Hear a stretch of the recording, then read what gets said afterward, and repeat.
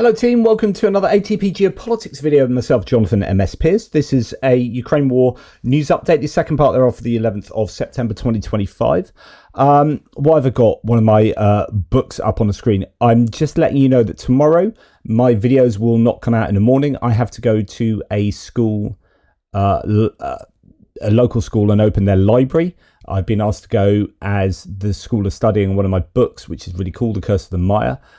In year 6, it's kind of a set text in a number of books around the country, which is really cool. I wrote that with my mate Andy, and you're really proud of that book. So it means that I am just not going to be around too much tomorrow. So my output will be somewhat curtailed, or at least the timing will be different. Right, we're going to start with the news I did share with you the other day, but it's pertinent for this video. The US has stepped back from joint efforts to combat misinformation. According to the Financial Times, the US will no longer work with Europe in combating disinformation from countries including China, Iran and Russia. The Financial Times reported on the 8th, citing 3 unnamed European officials.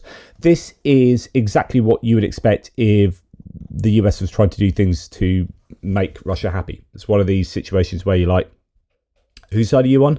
What's going on? Are you so compromised that you're going to do things that immediately look like they are to the benefit of your adversaries, your erstwhile adversaries? So yeah, absolutely crazy. Going to do a couple of random bits and pieces before we go on to Belarus. There will be no peace in Ukraine by Christmas. That's the Italian foreign minister to Rai News. So that's pretty pithy and to the point. No peace in Ukraine by Christmas. I pretty much agree. That sounds pretty plausible. Emmanuel Macron had his, due to a vote of no confidence, his government dissolved, and he has now appointed Sébastien Lecornu, who is the former defense minister. I think he's fairly well regarded. At least he's done a really good job in defense, I think, for France with defense. I mean, France could always have given more stuff, but he's been a pretty competent guy, very stalwart defender of Ukraine, and him to be prime minister, I think, is super important. Now, I think he's the 6th prime minister in 2 years, so you know this is it's not looking good. But yeah, there are problems in the French political landscape at the moment, that's for sure. Now, Belarus. Again, it goes back to this.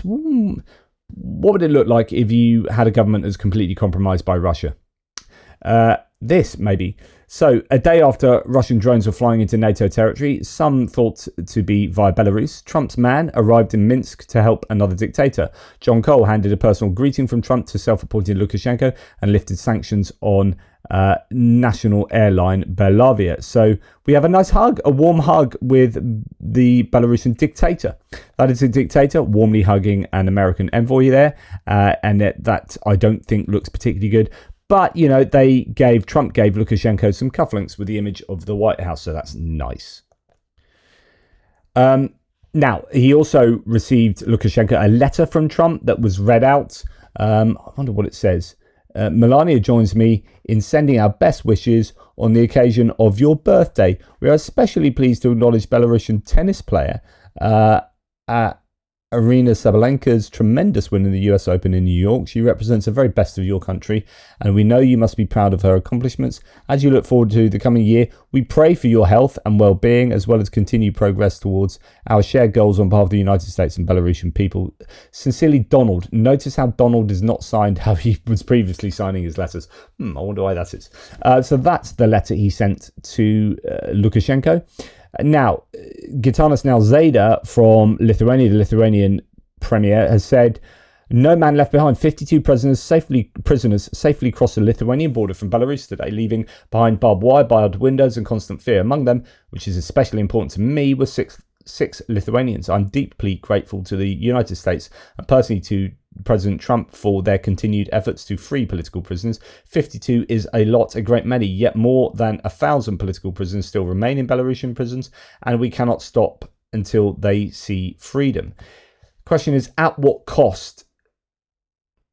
You know, those prisoners were released. Why? Well, it turns out that sanctions have now been lifted to some degree on Belarus. The US President's representative John Cole announced that the US has lifted sanctions against Belarusian airline Belavia during a visit to Minsk. He clarified the decision was made by President Trump after a telephone conversation with Lukashenko.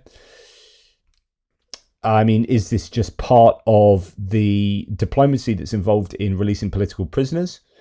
But at a time when Belarus is becoming more and more embroiled in the war in Ukraine, there's now Zapad 2025 taking place this week. That military exercise between Russia and Belarus is taking place on NATO borders. Drones flew over from Belarus to Poland. This is it's at this time that the US is relieving some sanctions on Belarus. John Cole said that the US intends to return the American embassy to Minsk. Quote, if we come to the right decisions in our discussions on the remaining people who are being held prisoners, we can achieve a lot on the path to normalization. No talk about Ukraine. So this is normalization with Belarus, absent of any talk about Ukraine. It's absolutely sickening. And their implicit support for Russia. Now, I played you this the other day, but I want to remind you of J.D. Vance, the Vice President's, I think, egregious position on Ukraine. I'm actually going to forward it on towards... Oh, no. I'll find you the exact place here. Actually, no, let's play it from the beginning because, my goodness, this is exactly what we worry about, which is the normalization of relations between the two, doing trade deals. And maybe if we just do trade with each other and we each make a bunch of money, then that will lead to the end of the war. And this is Matt Gaetz, by the way. Sources have told me that Russian President Vladimir Putin has suggested that sanctions relief could result in Russia moving more of their energy commodities in the U.S. dollar, functionally giving Russia and the United States a lot of control over U.S. energy markets. That could lower energy costs for Americans. Do you see economic cooperation with Russia as one of the things that could bring an end to some of the hostilities that we want to see concluded? Yeah, Matt, absolutely. And it's one of the carrots that we've thrown out there. And the president's been very open with both the Europeans and the Russians that he doesn't see any reason why we should economically isolate Russia except for the continuation of the conflict. He wants the killing to stop. And then on the other side of peace, he's very open to a whole host of economic arrangements. In other words, we can't isolate Russia. We can't economically pressure Russia because it will only prolong the war. That's exactly the opposite to the reality. It's economic pressure and isolation that will precipitate the end to the war, that will force Putin to the table. This is just every which way of wrong. That are beneficial to the United States of America. I mean, let's be honest, whether you like or dislike Russia, whether you agree or disagree with their underlying arguments for the conflict, the simple fact is they've got a lot of oil, they've got a lot of gas, they've got a lot of mineral wealth. And I think the president is absolutely right that once we get this peace settled, we could have a very productive economic relationship with both Russia and Ukraine in the future. And frankly, Matt, if we had a better relationship economically in Eastern Europe, in that region of the world, it might actually be the best guarantee of a long-term peace, because once you've got good economic relationships with people, you don't want to blow that stuff up quite literally by restarting a war. So it's interesting, Matt, the president is very much on this wavelength. Let's get the peace. Let's create some... It's entirely wrong. You don't get the peace by giving Russia everything they want. Then they don't learn that attacking sovereign nations is bad. And you start doing the deals with them around doing the peace. You screw them over, so they're forced to come to the negotiating table. Then you dictate peace to them because these are the aggressors, these are the criminals. They are literally war criminals, and they have broken international law.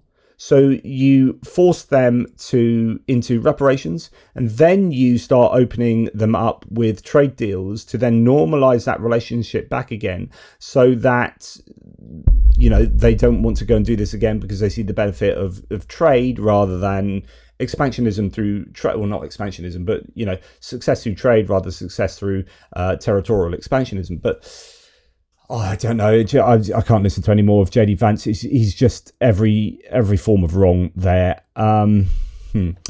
Now, Shashank Joshi is talking about the Poland incursion with the drones. Poland has invoked Article 4, NATO's Article 4, which triggers consultations among allies. It's highly likely this will be taken as an armed attack, meeting the threshold of Article 5, so that highly unlikely. So the question is what NATO does after these consultations. Some ideas below.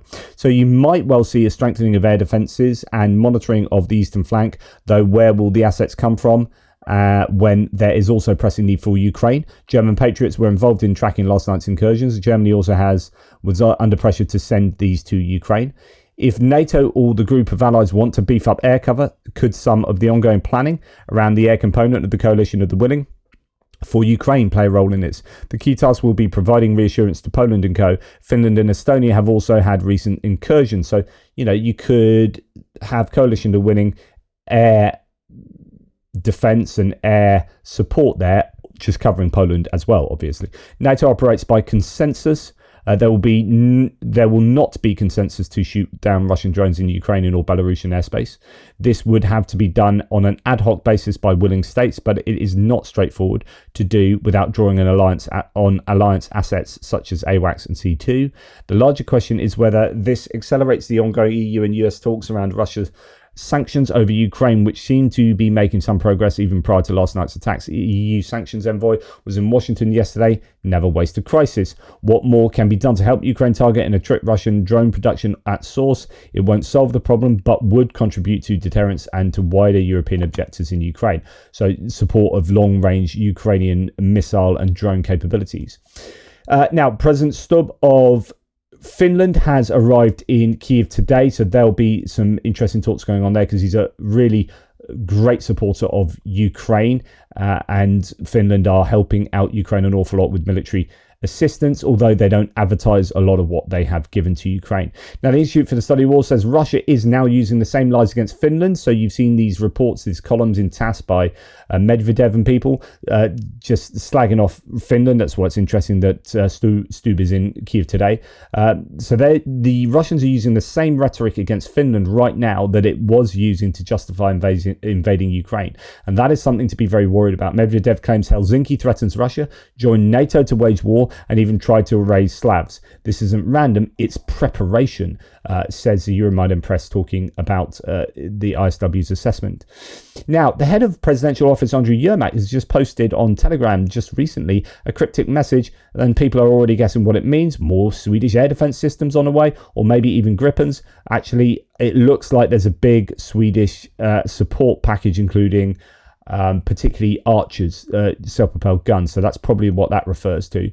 But I'll talk about that in a military aid update. Now, here we have the news that the Schengen visas, so the ability to move around Europe freely by getting into the Schengen zone as, say, a Russian, that's going to be banned for Russians. The European Commission is preparing a new package of sanctions, which includes a plan to include restrictions on issuing tourist visas. The reason is related to the too large number of Russian tourists who travelled to Greece, Italy, and France this summer. The authorities of these countries are convinced that Russians should not enjoy the European way of life. So that's going to be interesting. Obviously, that might impact revenue from said tourists. Now, Viktor Orban said, as I reported the other day, Hungary stands in full solidarity with Poland following the recent drone incident. The violation of Poland's territorial integrity is unacceptable. The incident proves that our policy for calling for peace in the Russia-Ukraine war is reasonable and rational. Living in the shadow. Living in the shadow of the war in Ukraine.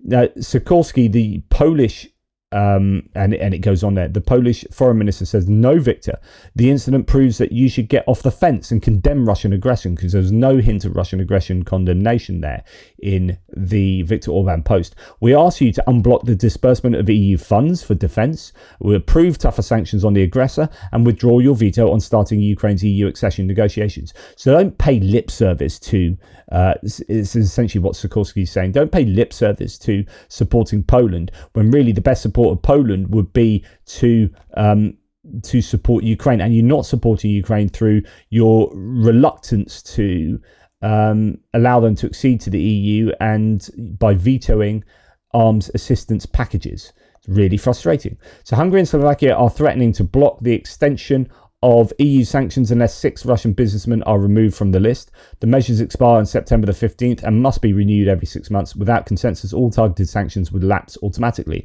That is what Hungary are doing. So Sikorski's right to get super angry with Viktor Orban, because this is Viktor Orban's doing.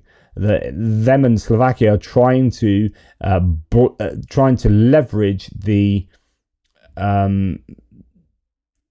the release of 6 businessmen from sanctions list. Otherwise, they won't give the extension to sanctions a say so. Hungary and Slovakia. Max25 says the US has received a promise from Europe to completely stop purchasing Russian gas in any form by the end of 2026, according to the head of the US Energy Department. He also stated that, surprise, surprise, the US wants to replace Russia as an energy supplier to Europe. So I think really what is underwriting Trump's demands for Europe to stop buying Russian oil isn't that he gives a damn about putting pressure on Russia. It's that he knows that if you're going to stop buying gas, for example, from Russia, then where are you going to go to get your gas? Probably LNG, liquefied natural gas from the US. There's definitely a smell of opportunism there. Now, Hungary has then signed a long-term contract, 10-year contract for natural gas imports from Western countries. I think they've signed a contract with Shell PLC. That's an Anglo-Dutch concern. Hungary will be safer the more routes and the more gas we can buy. That's why today we are signing a new long-term contract for natural gas purchases, said the Foreign Minister Peter Szijjártó. It remains unclear whether this means Hungary is giving up Russian gas altogether or simply diversifying supplies. Looks like the US pressure may have done a job, says Nexter. Anton Gerashenko says, according to Bloomberg, this is one of the first steps to diversify away from Russian flows as the European Union deadline to phase out those imports looms. 2 billion cubic meters of gas will be delivered over 10 years starting in 2026. According to Szijjártó, the supplies will be delivered via Czechia and German pipelines. Czech and German pipelines. We have been negotiating some other contracts by other Western suppliers, but we're not there yet to announce, said Szijjártó. So that's all looking very promising. On the other hand, we hear that the European Court of Justice, or maybe not on the other hand, maybe to add to that, the European Court of Justice has struck down an EU approval for Russia to build a nuclear power plant in Hungary. So Hungary were going to get a nuclear power plant built by Rosatom in Hungary, and that agreement, that approval from the EU, previous EU approval, has now been struck down, arguing the ECJ has argued that it was unclear whether Viktor Orban's government actually did follow the EU procurement rules when awarding Rosatom the contract without a public tender, says Financial Times. So they appeared not to go to a public tender, which is against EU rules, and just seem to want to give that contract to Rosatom. Unsurprising. Now, the Chinese Foreign Ministry spokesperson Lin Jiang has commented on President Trump's idea of imposing new tariffs on Beijing to put pressure on Russia, either directly from the US or the US putting pressure on the EU to do so. Quote, China's position on the Ukraine crisis is objective and just. China did not create the crisis, nor is China party to it. I would actually argue that they are party to it to a large degree by completely supporting Russia in their manufacturing of all sorts of stuff. We oppose making an issue of China or imposing so-called economic pressure on us, he said during a regular press conference. So we'll see how that goes. Meanwhile, it then turns out NPR reporting that the US is a major importer of Indian products made from Russian oil. So they just put these secondary tariffs on India, which means that one would assume they'll be the recipients of those increased prices from the tariffs, the Americans themselves. Put these secondary tariffs on India, then said the EU needs to stop bloody buying Russian hydrocarbons through India and indeed China, and yet the US is doing that themselves. Absolutely incredible. The Reliance Industries oil refinery in Jamnagar is in India's Gujarat state. Researchers say the refinery gets nearly half its crude oil from Russia, and that most of the oil products from the US imports from India are made in this refinery. Oh dear me. Now, Latvia is expelling 800 Russians to their historic homeland after they failed a basic Latvian language exam. So the Latvians, I think the Baltics in general, are tightening their rules on Russians, expat Russians in the Baltics by saying, right, you've got to show language proficiency to this degree, otherwise you can sod off back to Russia.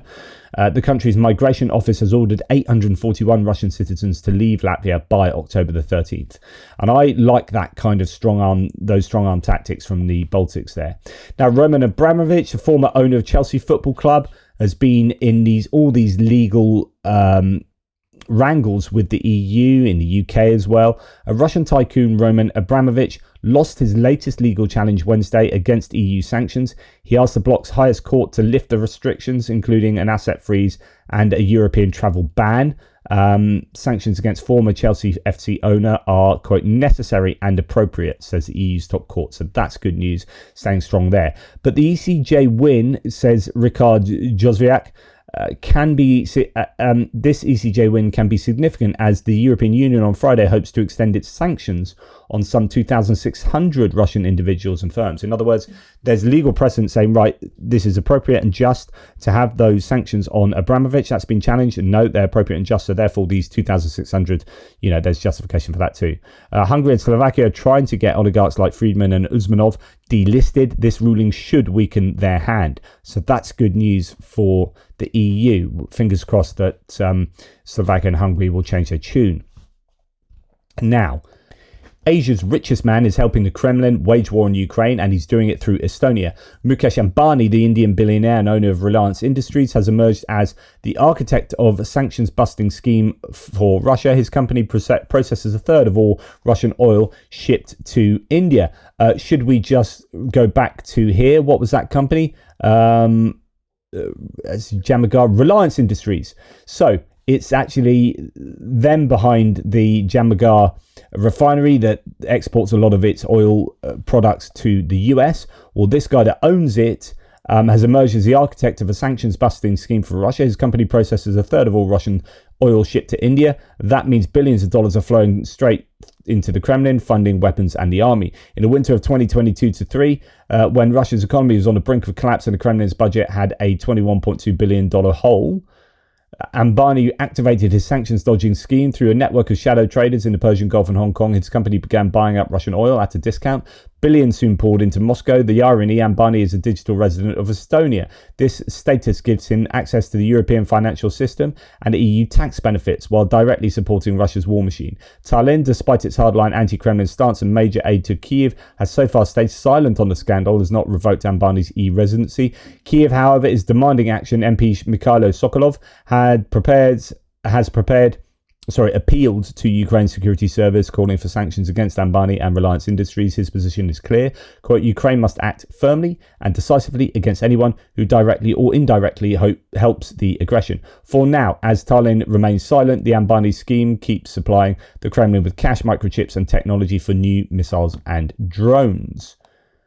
Okay, moving on. Despite the economic cooperation agreement signed at the end of August, relations between Moscow and Baku continue to deteriorate rapidly, says Gerashenko.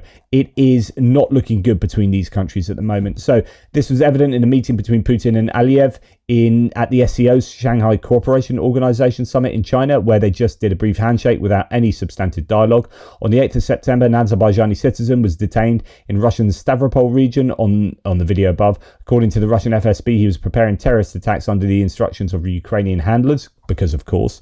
The man was allegedly collecting components for explosive devices and conducting reconnaissance of the sites in Yessentuki and Stavropol, including buildings of law enforcement agencies. Despite its absurdity, this case fits into the context of the Kremlin's ongoing policy aimed at putting pressure on Baku. Earlier, leaders of the Azerbaijani diaspora in Russia were arrested. Propagandists issued threats about a new special operation, and attacks occurred on facilities of the Azerbaijani state oil and gas company Sokar in the Odessa region in Ukraine. The Azerbaijani diaspora in Russia is one of the largest and most influential ethnic groups in Russia. According to official data, around 670,000 Azerbaijanis live in the country, and including migrants and temporary workers, this number may exceed 1 million. The diaspora is organized into dozens of regional communities that actively participate in economic, cultural and charitable life. Members of Azerbaijani business elite are among Russia's wealthiest individuals. You've got Vagit Alekperov, founder of Lukoil, 20.5 billion, Zakharev Ilyev and God Nisanov, co-owners of Kievskaya Ploshchad Group, 2.9 billion each, and Aras Agalarov, owner of the Crocus Group, Crocus City Hall maybe, that was a scene of that terrorist atrocity. Azerbaijanis also are an active part of Russia's Muslim community, over 20 million people. Therefore, any attempt to pressure Azerbaijanis in Russia could escalate into an interfaith conflict and become a serious domestic problem for the Kremlin. The aggravation of Russia-Azerbaijan relations should be viewed against the backdrop of a changing geopolitical balance in the South Caucasus, a region where Moscow is increasingly losing its foothold. A key point of tension is the Zangezur corridor, which passes through the Armenian province of Sihanouk and connects Azerbaijan with its Nakhchivan enclave. So this is kind of the Nagorno-Karabakh area. So initially, the reopening of the route was formalized in a trilateral agreement between Armenia, Azerbaijan and Russia following the Second Karabakh War in 2020 and was supposed to be carried out under the Moscow's supervision. However, in the summer of 2025, the situation changed drastically. The President Trump acting as mediator, the leaders of Armenia and Azerbaijan signed an agreement transferring control of the corridor section to the United States for 99 years. This project could become a tool for Washington to increase pressure on Iran and expand the influence of the US and Turkey in the region. Russia has not officially voiced strong criticism of these agreements. However, there is a high likelihood that Moscow will attempt to slow down the project's implementation through its leverage, including control over Armenian railways. At the same time, Baku holds an important trump card: the transit of Russian gas to Iran through its territory. This energy route makes Azerbaijan a key regional energy hub.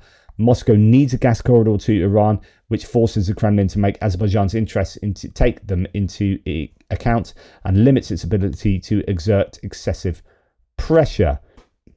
So there you go. That is a serious situation going on between the two nations, and I guess we'll see how that develops. Possibly pretty clever of the US to get their hands on that corridor on a 99-year lease.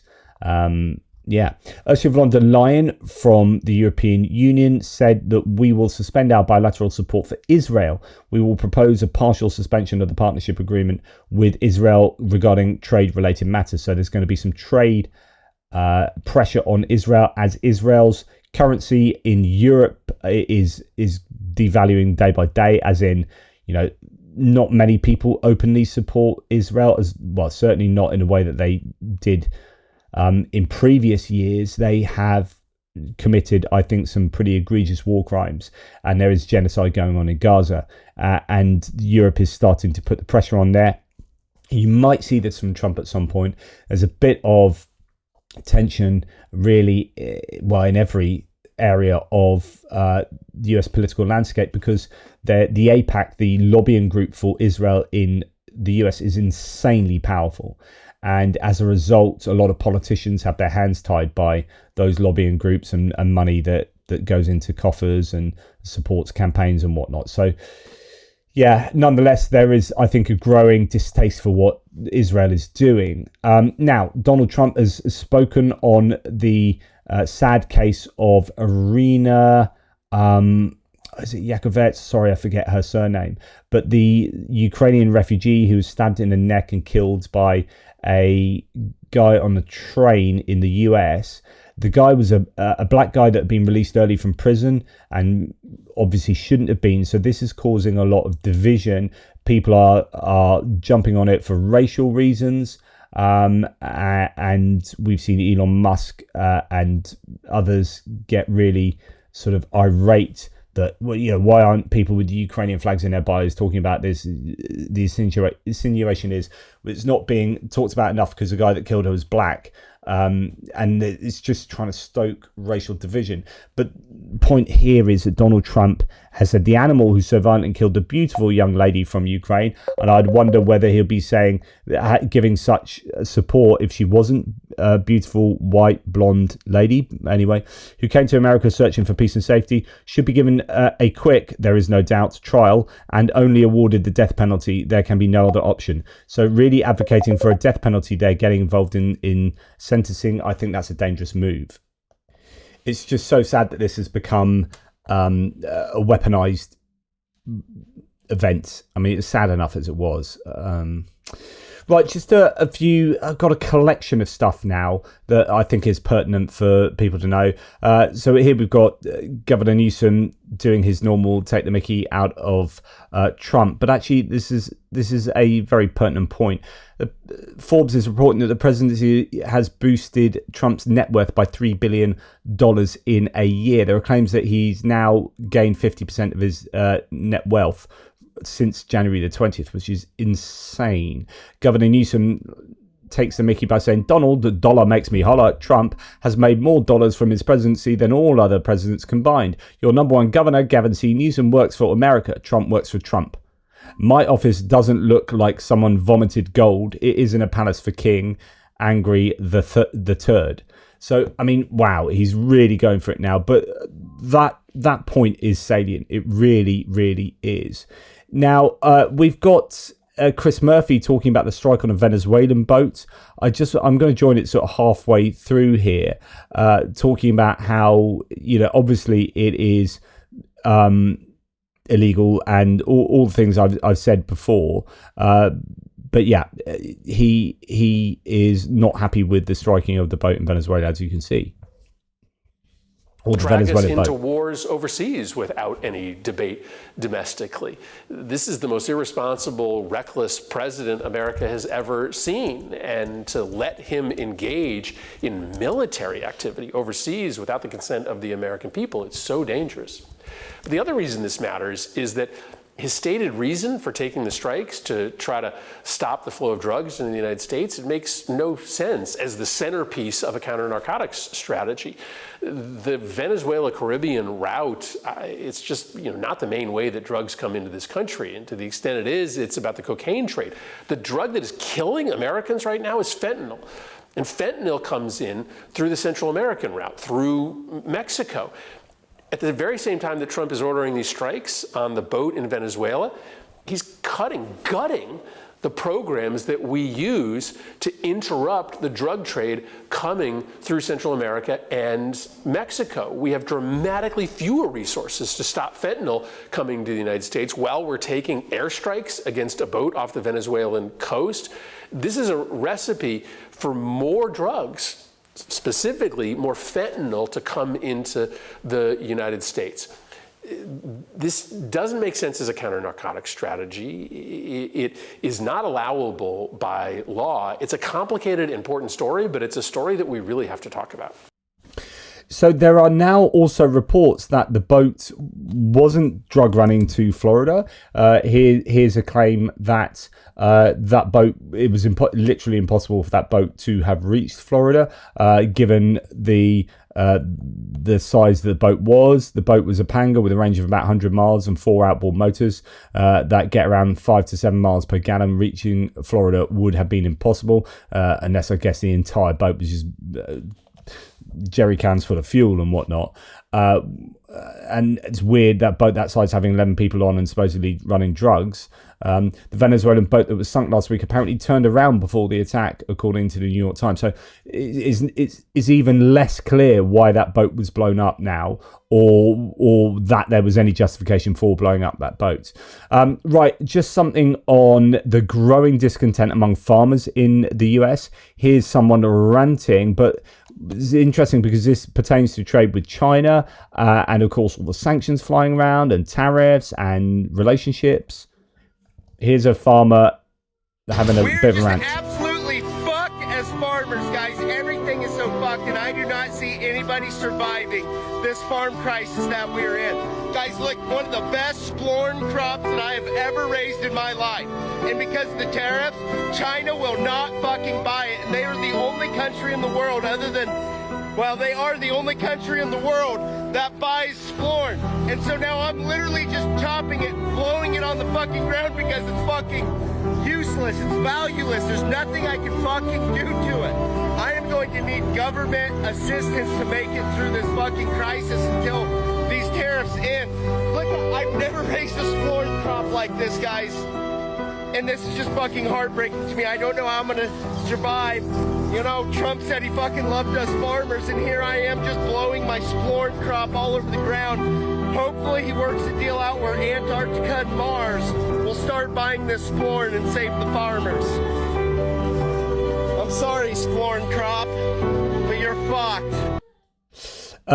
And there are talk about sort of big... I think soybean farmers might be being given some funding, but it's the idea that you put tariffs on. Look how much money we raised from tariffs, and then you end up paying all that money to the farmers for ruining their business, which is exactly what happened in Trump 1.0, by the way. So watch out for that one. Farmers are not happy at the moment. And of course, you've got inflation still having... not being dealt with effectively, and that's only going to go worse as the tariffs bite and bite and bite. Now, all the while, so you've got the shooting of Charlie Kirk, and you've got what happened in Poland with the drones, and you've got economic woes, you've got all sorts of things.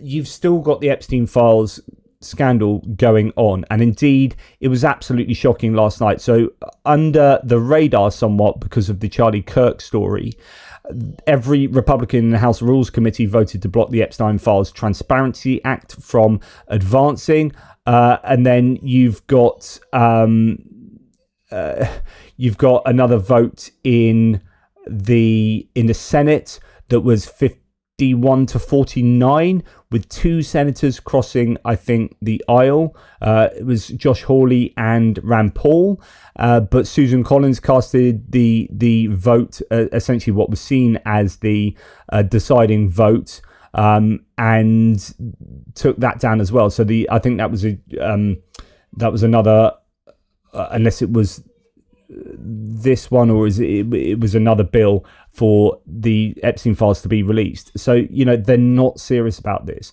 Meanwhile, reacting to the knowledge that Trump appeared twice in the birthday book that was subpoenaed from the estate of Jeffrey Epstein, you had his letter, which this is what you hear from Caroline Leavitt, and it's laughable. About the Epstein case, would the White House support a professional handwriting expert review of the document released yesterday to prove that it's not the president's signature?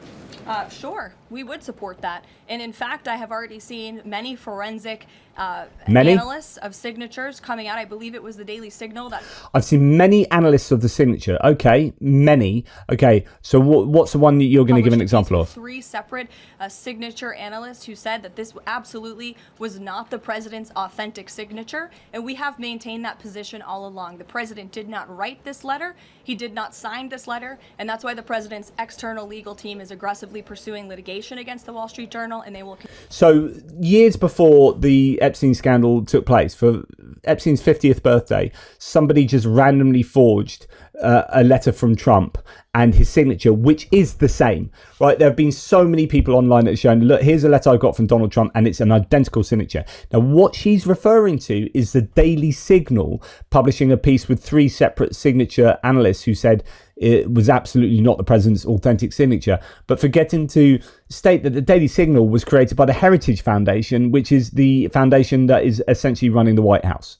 So the Heritage Foundation tells the Heritage Foundation that it wasn't Trump's signature, but it completely and utterly was. Same people who created Project 2025 and who have, all the authors are working in the White House and they control the White House. So that's absolute nonsense. Just go and look at all you have to do is put into this Trump signature and you'll see all these comparisons that have been done, people submitting their letters which have the identical signature. It's just, there you go.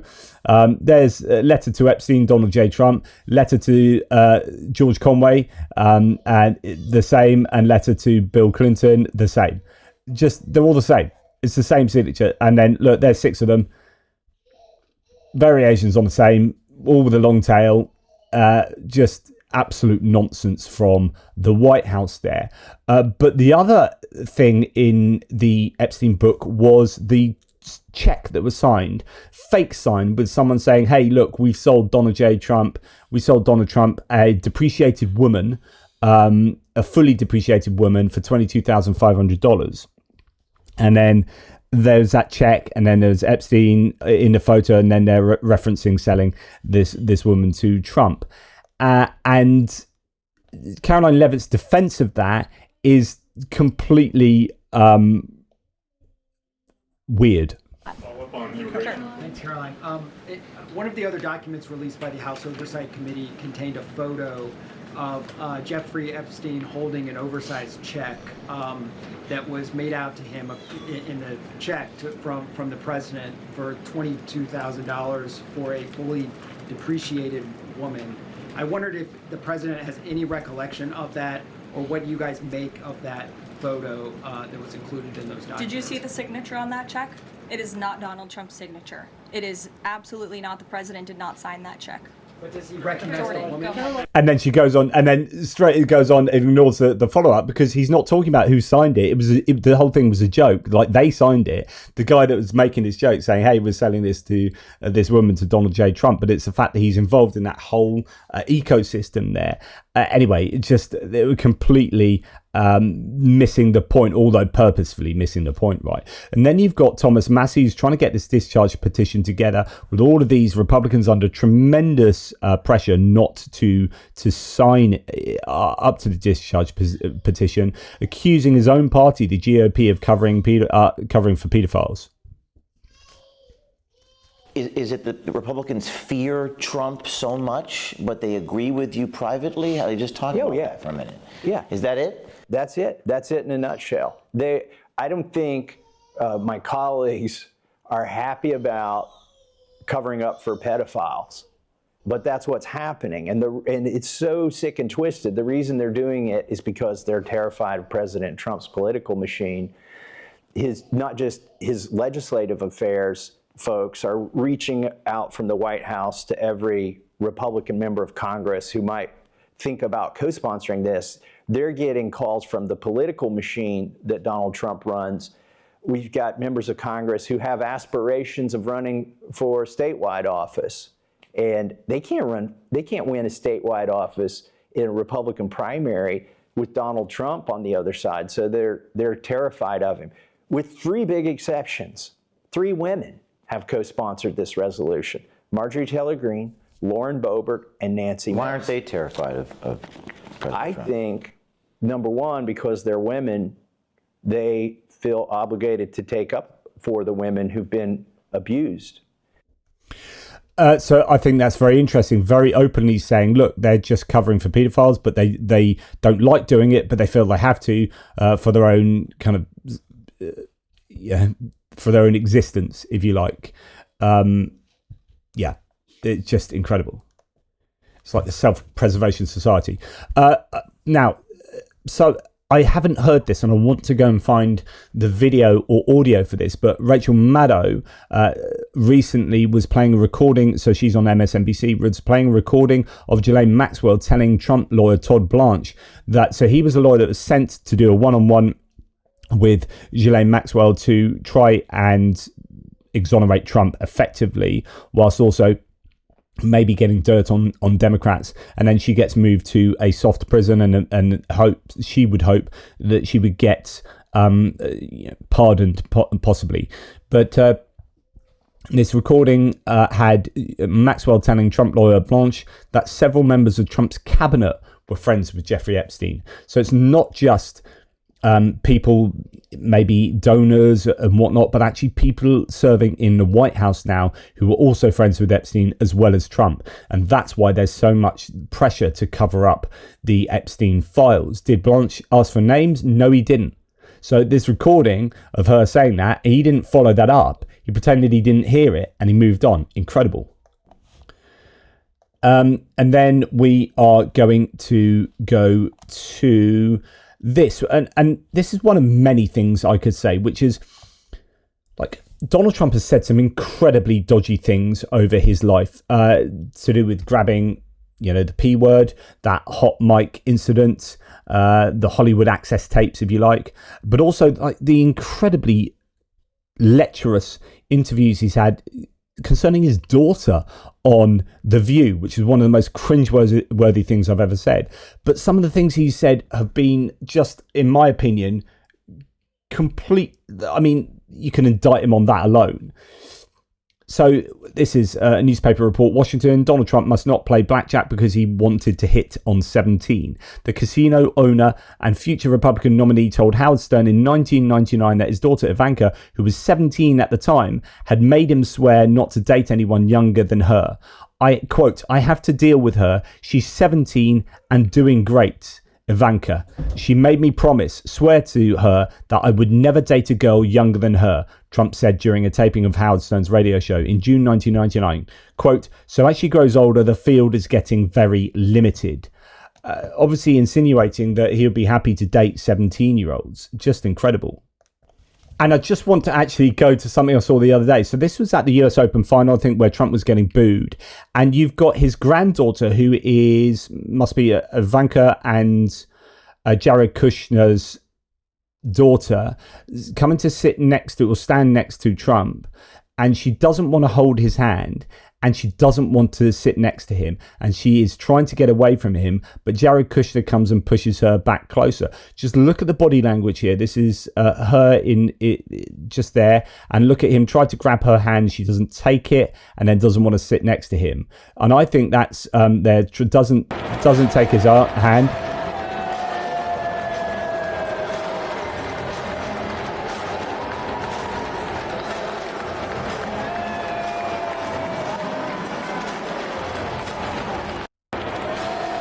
So sort of points, please can you go and sit there? And Jared Kushner kind of refuses. So anyway, I don't know if that means anything, but just sort of throw that in there. Just like the whole Epstein Files scandal thing, I think is absolutely egregious. And the idea that the GOP is covering up for this is utterly unacceptable. And they're voting it down at every conceivable opportunity, whether it be a House Ethics Committee or whatever it was, Judiciary Committee, or just in the Senate. And people like Thomas Massie, Lauren Boebert, Marjorie Taylor Greene, Nancy Mace, those four I despise. I do not like them one iota.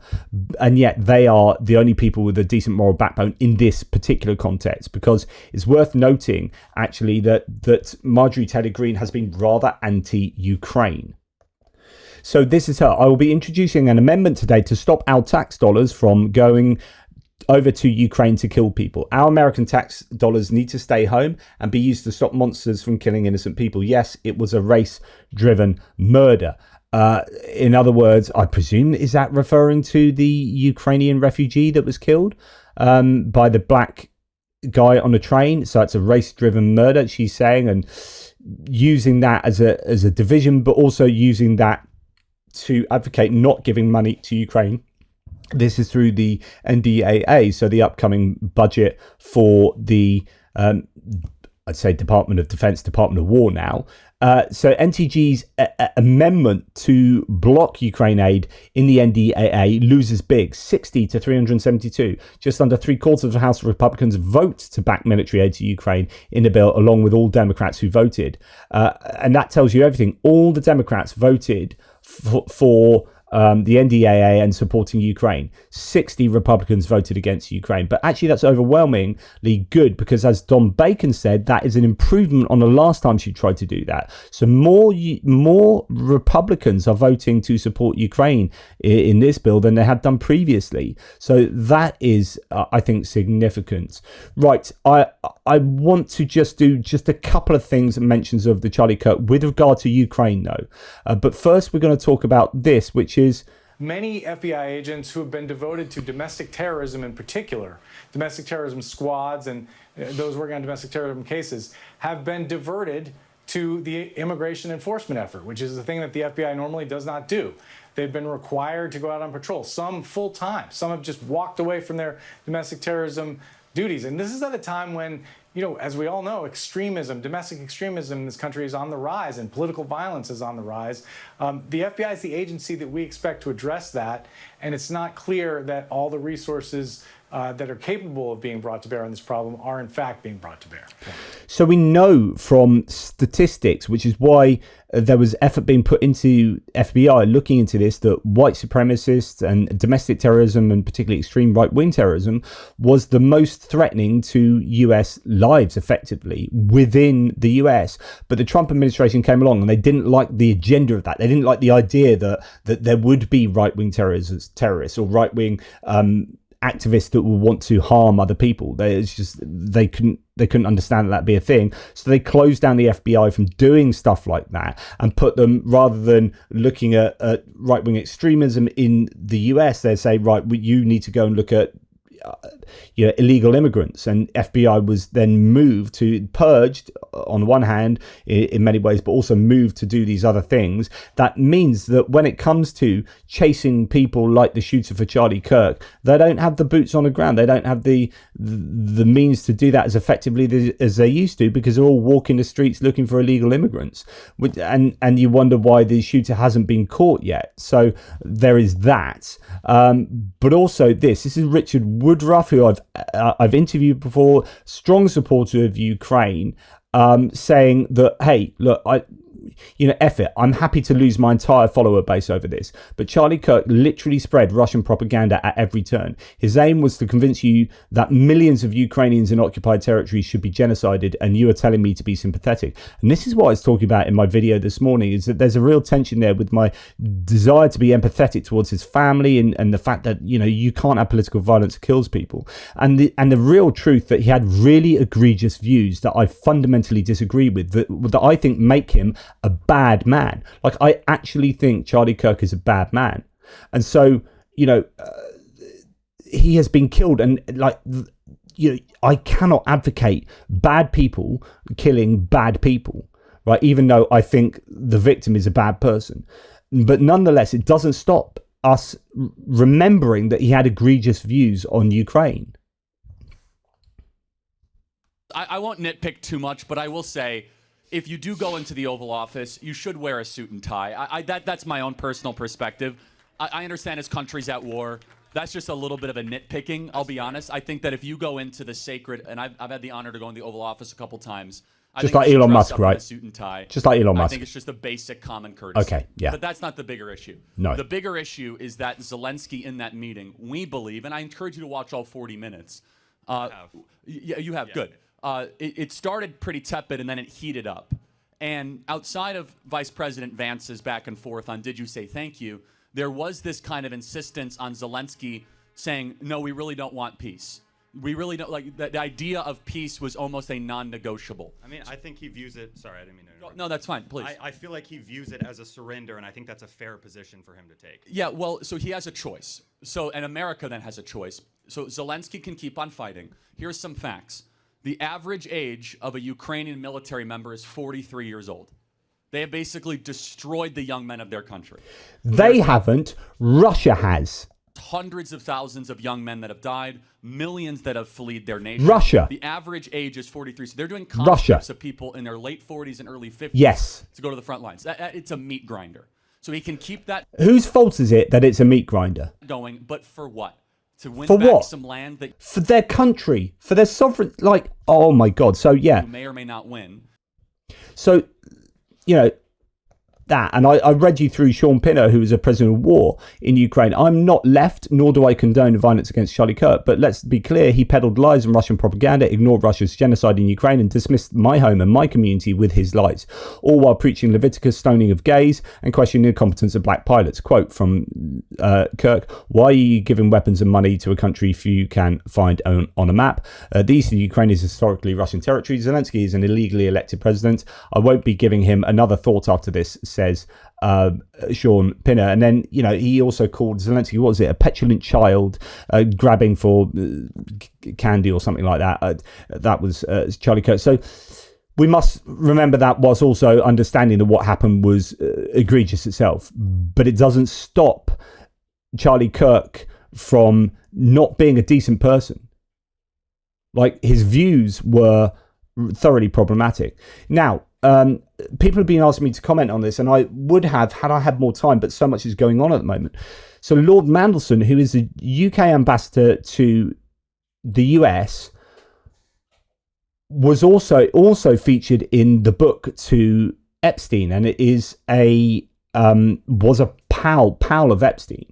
Now, my view on Mandelson was that he should resign, or he should be kicked out. But I haven't had a chance to establish that. Lots of people are like, why don't you say anything about Mandelson? It was because I haven't had a chance, and this is my chance. And actually, he's just been sacked today.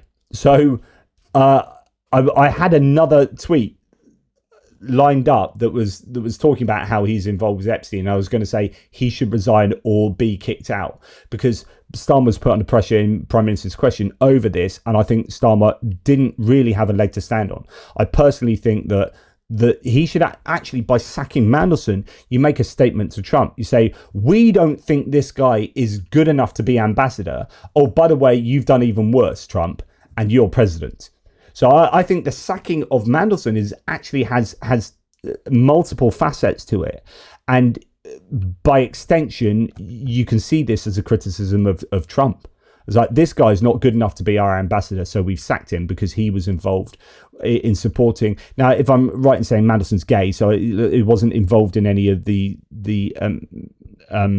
sexual abuse of the girls, as far as I would be aware. But he was friendly enough with Epstein that he was supporting him when Epstein was getting investigated, and that's essentially he's complicit, as I think all the people in that book were, including Trump. Trump was complicit in sexual abuse of Epstein and Maxwell. Like, if you know about it, which he did, and he made all of those hints to show that he knows about it, and his letter included like the word enigma, which is possibly an anagram of gamine, which is a term used, I think it's used within these contexts about a young girl. And it's like gamines last forever, or whatever, enigmas last forever. Like, the enigma statement in his letter doesn't really make sense, but when you turn it into gamine, it does make sense. So, I'm fairly sure that Trump was absolutely knowledgeable. We know he was, because he said he likes them young and blah, blah, blah, blah, which means that he's not reporting him. He's not doing anything about it. He's accepting it and actually kind of almost laughing about it, and then involved with parties and where they're leering over girls and whatnot. And yeah, so I've got no compunction in saying that Trump should be gone on Epstein as well. And that's why the Epstein files are being suppressed, is because they are that damaging for Trump. Now, and that's where the FBI as well probably are too, because 1,000 FBI people have been going through the Epstein files trying to redact Trump and whatnot and highlight where Trump's in them. Anyway. From a UK point of view, just watch out. There's going to be quite a few stories about Boris Johnson, the former Prime Minister, because there have been a big set of leaks about him that have gone to this other non-profit organisation that The Guardian, I think, is the only British newspaper. There are other newspapers, I think, that have seen these leaks. And there's a whole trove of information about Boris Johnson, which is not good. Today, The Guardian is publishing the Boris Files, a trove of leaked data from the office of Boris Johnson. It reveals how Johnson is using the relationships forged in the UK's highest elected office to facilitate his personal enrichment. Now, most of these were post-2022 after he lost his job, but there are some bits of data that went through his whole prime ministership. So yeah, this is bad news for Boris Johnson. It reveals how the former Conservative leader is using the relationships he forged in the UK's highest elected office to facilitate his personal enrichment. He appears to be doing so via his private office, which is subsidised by the public. It raises a number of serious questions for the ex-Prime Minister. Has he broken the revolving door rules that restrict post-ministerial jobs? Did he breach a ministerial code? Has he been misusing public funds for a private gain? It contains documents from blah, blah, blah, blah, blah. So this is just talking about how they got them, but when you start coming down here, you can see more than 8 million of public money spent on subsidies for former prime ministers. Boris Johnson's post-PM life, this is a test of public standards. Britain must not fail it. Leaked files cast doubt on a source of £2.6 million in Tory donations. Payments and Pravda in the Boris files. Leak exposes Washington Post boss Will Lewis's role to secret advisor to Boris Johnson while Prime Minister. Boris Johnson under pressure to explain how private office follows funding rules. So on and so forth. Putin views, Queen stories, and a boss's birthday bash. Boris Johnson's £5 million worth of paid speeches. So loads of stuff that might well come out of the Boris files, which is pretty, as it says, concerning here. But also, and this is really problematic because I've talked to you how much I worry about Peter Thiel and Palantir. Turns out that Boris Johnson and Dominic Cummings is to Boris Johnson what Steve Bannon was to Trump in Trump 1.0. So the advisor that got Johnson to where he was, and the kind of brains behind Johnson. So he's a bad man, Dominic Cummings. I do not like him one bit. Johnson and Cummings' secret meeting with Palantir founder Peter Thiel revealed non-disclosure of apparent meeting a year before the firm won an NHS role, raises serious questions over transparency. So Palantir have now signed this deal. I think it might have happened in the Labour time, but it wasn't anything to do with Labour. This deal with the NHS getting our data as they've done with the United States. So I am really worried about this, and it looks like it's got Boris Johnson and Dominic Cummings' fingerprints all over it. Now, I just want to play you just a UK point of view here about our problematic financial economic situation. This is Kemi Badenoch, the leader of the Conservative Party. Part of living within our means and making sure that we're not spending £100 billion on debt interest, not the debt, on debt interest, then we have a real problem. We are stealing our children's future.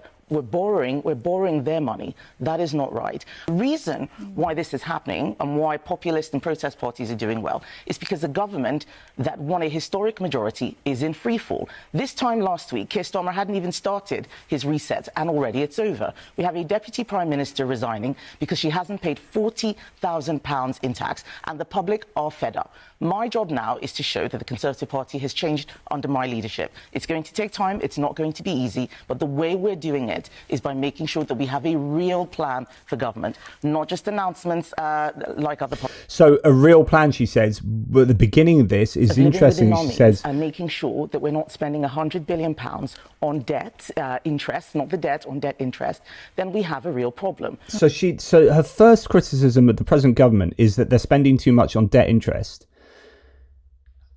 But they've just come into power. Let's see what happens. So the total national debt in 2010, before the Tories took over, was £1.2 trillion, 76.3% of national income. And in 2024, after 14 years of Tory rule, it went up to £2.8 trillion, which is over doubling. And that's now 95.9% of national income.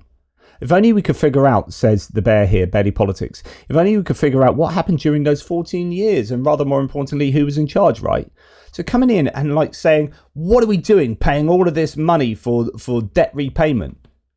Paying £100 billion on debt repayment per whatever, blah, blah, blah. It's like, that was literally you guys. Like, just oh my goodness. So anyway, I need some positive vibes now, and we're going to go positive vibes from this American farm in upstate New York. An American family farm has turned their cornfield into a powerful tribute to Ukraine. At Keldler's farm, and the maze isn't just art, it's a symbol of solidarity. Even more, part of the proceeds from visitors will support the humanitarian aid fund for Ukraine through the Ukrainian American Youth Foundation Hudson Valley chapter. A beautiful reminder that kindness and support can grow anywhere. That is absolutely fabulous. And a nice sunflower there to illustrate Ukraine's identity, I guess. We stand with Ukraine, says this maze. So a bit of positivity at the end. Thank you very much. Again, I'm going to be a bit AWOL tomorrow morning because I'm opening a library. That sounds a bit fancy, doesn't it? A bit exciting. I'll have to read a story or something. But yeah, you can check out my fiction books under Johnny Pierce. I've got adult fiction books as well. That's kind of 9 to 14-year-olds probably. But actually, my mum read that and said it was brilliant. She loved it. So yeah, also Johnny Pierce, Survival of the Fittest Metamorphosis, and the second one, Adaptation. So you can check those out. Just for a laugh. Take care. Speak soon.